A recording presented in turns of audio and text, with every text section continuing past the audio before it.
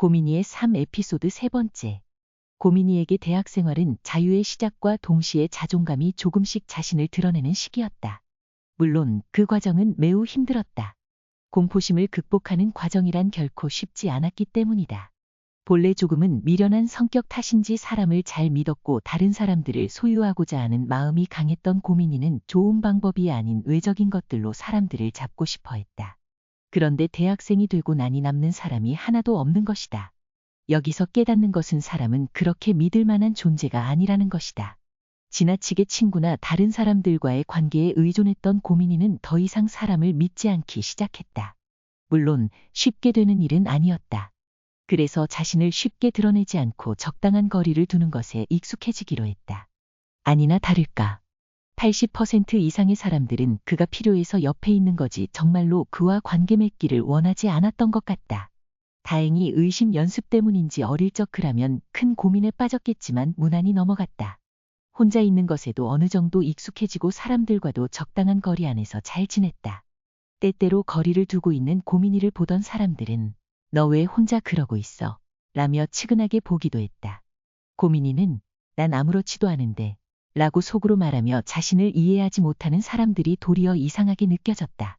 데카르트라는 프랑스 철학자는 나는 생각한다 고로 존재한다고 말하며 모든 것을 의심했다. 하지만 사유하는 자신의 존재만은 의심할 수 없었다. 고민이는 데카르트를 보며 그럴듯하다고 느꼈다. 마치 모든 것을 의심하는 응원가처럼 느껴지기도 했다. 그렇게 온전히 자신을 사유하자 자신이 조금씩 보이기 시작했다.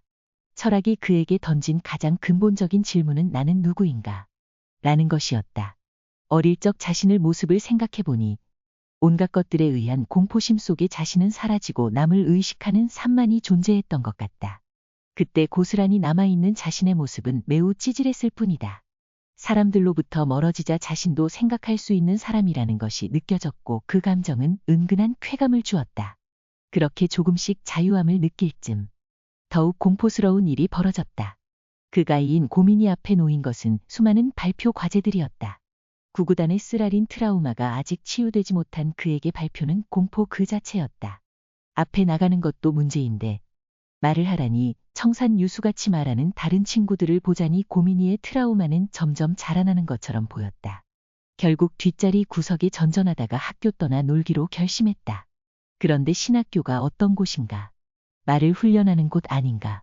후에 누구도 따라잡을 수 없는 언변으로 사람들을 설득해야 하는 그런 목사들이 만들어지는 곳 아닌가? 고민이는 그 때문에 이 길이 내 길이 아닐 수도 있다는 생각을 했다. 다들 엄청난 사명감을 가지고 이곳에 왔지만 어쩌면 고민이는 단순한 자유를 깨닫기 위해 그곳에 왔는지도 모른다. 마치 신의 섭리처럼 말이다. 자유만 누릴 수 없었던 고민이는 인생의 과업을 완료하고자 군대를 간다. 그리고 2년 후 돌아온 학교는 조금 더 새로워 보였다. 군 생활은 그에게 꽤 좋은 시간이었다. 자신의 본래의 모습을 알 수 있었기 때문이다. 자신 안에 있는 포악함과 따뜻함 그리고 모든 눈치로부터 벗어나 모든 것을 할 수 있는 곳이었다. 물론 군대는 그렇게 좋은 곳은 아니었다. 단지 고민이에게 나름 의미 있는 시간이었다는 것이다. 그리고 다시 다가온 발표의 늪 앞에서 군대까지 다녀온 고민이는 변화된 모습을 보여야 했다. 그것이 나름 복학생의 자부심이라 생각했던 것 같다. 떨리는 혀와 이미 준비한 모든 것을 잊어버린 뇌를 붙잡고 발표를 시작했다. 한 번 까이고 두 번 까이고 까이다 보니 내성이 생겼는지 고민이는 떨림을 멈출 방법을 알지는 못했지만 나름 그 시간들을 즐기기 시작했다. 그도 까는 재미를 느꼈던 것이다. 받은 만큼 돌려주리라. 라는 사명을 가지고 열심히 공부했다. 무엇보다 그를 조금씩 바꿨던 선생님의 한마디. 아무 말이나 해. 의미 없는 말은 없어. 아무 말이나 할 수 있는 권리가 생긴 고민이에게 조금씩 자신감이 생기기 시작한 것이다. 공포심은 점점 자라나고 있던 자존감의 자리를 양보하고 있었다. 사르트르는 실존이 본질에 앞선다는 매우 멋진 선포를 했다. 물론 이 말은 단지 멋짐으로 포장될 수 있는 멋진 말은 아니다.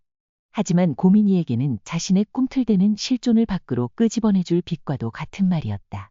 의미는 의미와 접촉하는 사람의 삶과 감정에 맞닿을 때 생기는 것 아니겠는가. 이런 것이 옳다, 보편적이다. 라고 말하는 본질들보다 우리의 실존이 앞에 있다는 것이다. 물론 이 말에는 앞으로의 삶을 살아가야 하는 엄청난 책임과 불안, 두려움이 기다리고 있다. 이제 고민이는 그 실존의 삶을 마주하게 된 것이다. 이제 자신의 삶을 스스로 결정하면서 살아간다는 의미이다. 그렇게 고민이는 스스로의 삶을 너무나도 늦은 23세의 나이에 시작한다.